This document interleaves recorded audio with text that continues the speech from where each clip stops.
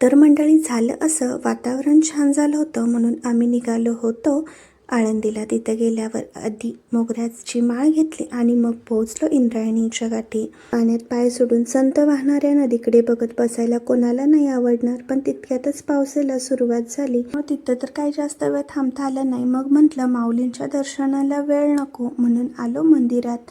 पण तिथं आल्यावर कळलं की आज एकादशी आहे, त्यामुळे भाविकांची जरा जास्तच गर्दी होती. मुख्य दर्शनाची लाईन खूपच मोठी होती, म्हणून विचार केला की मुखदर्शन तरी घ्यावं. तिथेच माऊलींच्या चरणी नतमस्तक होऊन शेवटी कळसाचं दर्शन घेतलं आणि मग मार्केटमध्ये थोडा वेळ फिरायला आलो.